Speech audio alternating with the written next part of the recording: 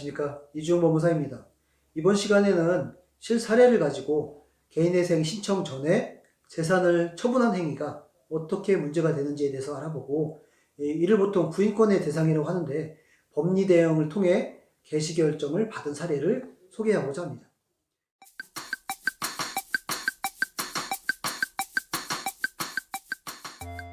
개인회생 채무자의 상황을 말씀드리면, 신청 당시에는 남편이 채무자와 별거 상태에 있었고 자녀가 2명 있었는데, 1명은 송년, 나머지 1명은 고3 학생이었습니다.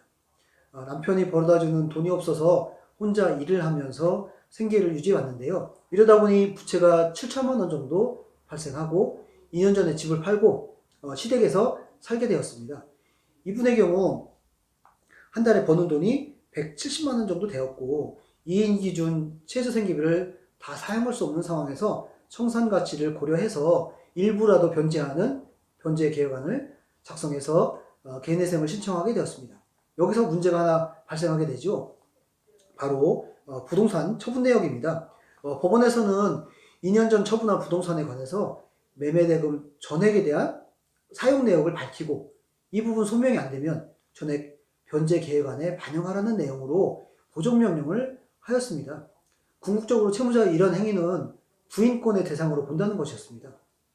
즉, 부동산을 적정한 가격으로 매각한 경우라도 소비하기 쉬운 금전으로 환가했고, 이는 결과적으로 채권자들에게 해를 끼치는 행위라고 본 것이죠. 실제 법리 대응을 어떻게 해야 하는지 고민이 많았습니다. 채무자의 경우 실제 정상적인 매매 대금에서 금액이 가장 큰 은행인 근저당권자에게 제일 먼저 변제를 했고, 일부 남동생에게 빌린 돈을 변제하고 나머지는 생활비 등 다른 비용으로 사용을 하게 되었습니다.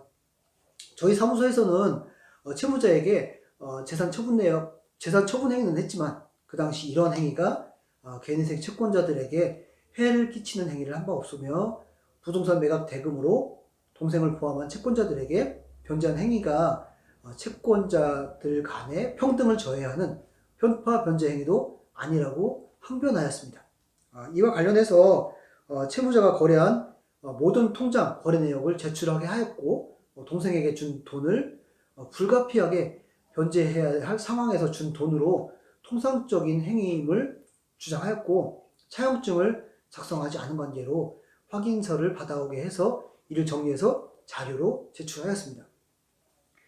보정서를 법원에 제출한 후 재판부에서는 이 보정 내용을 정당성을 인정해서 채무자가 제출한 변제 계획안대로 개시 결정을 하게 되었습니다. 이와 같이 지극히 정상적인 부동산 거래도 법원에서는 확인 절차를 거치게 됩니다. 최근 재산을 처분하고 개인회생을 준비하는데 궁금한 사항이 있다면 이주영 법무사에게 문의하십시오. 상세히 상담해 드리겠습니다. 이상으로 실사례를 통해 최근 재산 처분 문제에 관해서 법리 대응을 해서 처리한 사례에 대해서 알아보았습니다. 감사합니다.